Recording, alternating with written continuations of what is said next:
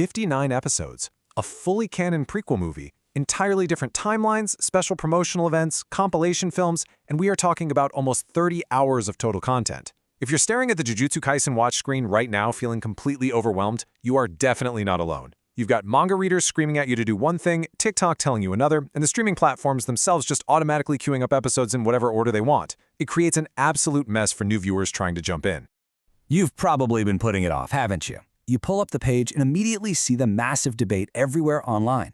Like, do I watch chronological or release order? Wait, when do I actually watch the movie without ruining anything?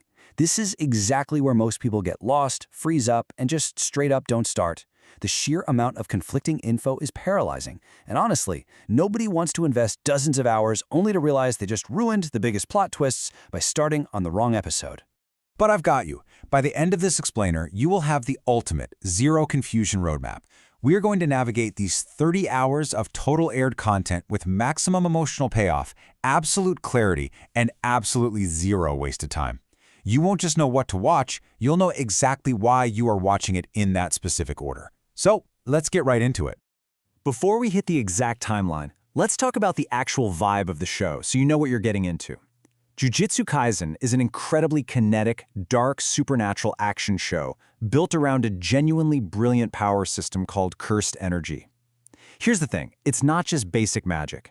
It involves complex rules like binding vows that demand heavy sacrifices and these visually insane domain expansions that trap enemies in a guaranteed hit pocket dimension.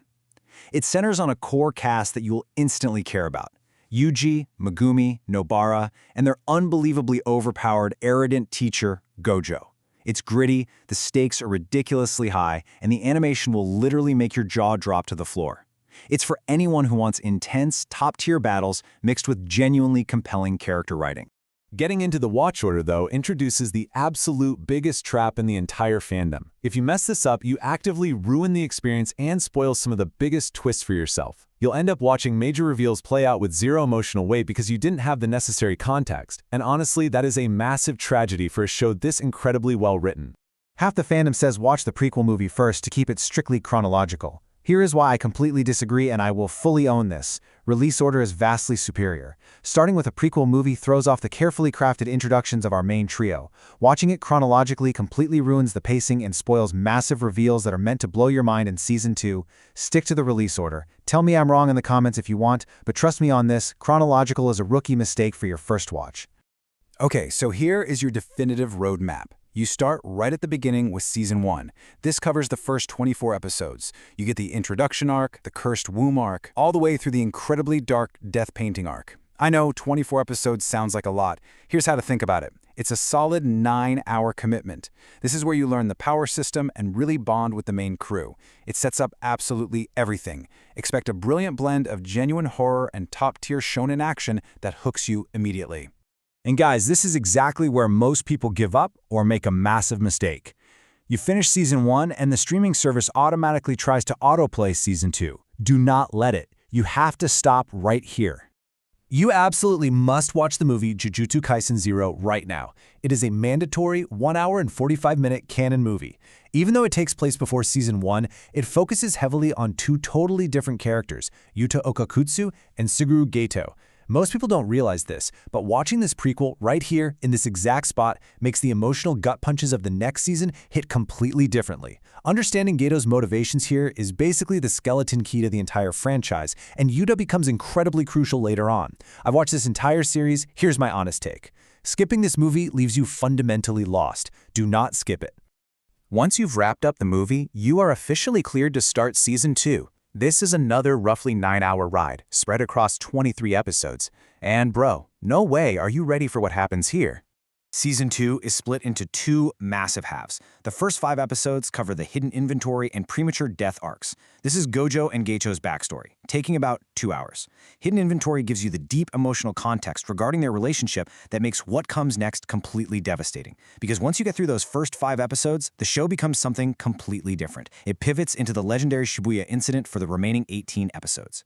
The Shibuya incident is a masterclass in tension and is the major turning point of the entire franchise. It is non-stop adrenaline, insane fight choreography, and pure heartbreak. For the returning fans watching this, drop a comment right now. What moment in Shibuya wrecked you the first time? No spoilers, just let the newcomers know the kind of emotional damage they are walking into.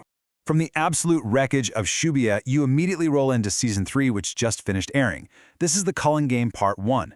It's 12 episodes, taking about 5 hours to binge. The story severely escalates here. What is the Culling Game? It's essentially a massive, deadly battle royale that forces sorcerers to kill each other for points. The stakes literally rewrite the rules of the world, introducing crazy new players, super complex new rule sets, and massive colony battles that push our surviving characters to their absolute limits. Okay, but what about all the extra stuff? Let's talk about trimming the fat. Because if you're looking at the franchise page on your streaming app, there's extra noise clogging up the timeline that you simply do not need to bother with. Let's apply the filler verdict. First up, the Jump Festa specials. Skip them completely. They have zero story or character impact because they are strictly promotional events. There is zero reason to watch them. Second, the compilation movies. These get an optional tag, but low-key, you should definitely skip them on a first watch. They are just recaps for people who need a quick refresher before a new season drops. Skipping all this promo material and the compilation recaps easily saves you around 4 to 5 hours of pointless screen time. That's literally half a season of time saved, so you can stick to the actual story. So, if you are a casual viewer who just wants the pure, unfiltered canon experience without any of the fluff, your fastest watch order is this. You do Season 1, then the JJK Zero movie, straight into Season 2, then Season 3, and eventually Season 4. That is the exact optimal path to get the absolute best out of this masterpiece. Now, speaking of Season 4, you might be sitting there wondering if you should just hold off and wait for the whole series to finish before starting. Absolutely not. Season 4 was officially announced immediately after Season 3 finished, and it's going to cover the Culling Game Part 2. The remaining story is only going to get wilder, with alliances shifting constantly and battles hitting a scale we honestly haven't seen yet. You have roughly 30 hours of aired, top-tier content to catch up on right now, before the internet inevitably spoils the rest of the Culling Game for you. Jump in right now while the hype is at its absolute peak. We've covered the roadmap, the skips, and the exact timeline. Now it's time to bring it all together. Here's the honest truth about Jujutsu Kaisen. It demands your attention. This isn't a show you just put on in the background while you scroll on your phone. It is for people who want intense, fast-paced action, paired with a story that isn't afraid to take massive, heartbreaking risks with its characters. If you struggle with dark themes or complex power systems, the 30-hour journey might feel pretty heavy at times. But if you stick with the release order and let the story unfold exactly the way it was meant to, it is an unforgettable ride.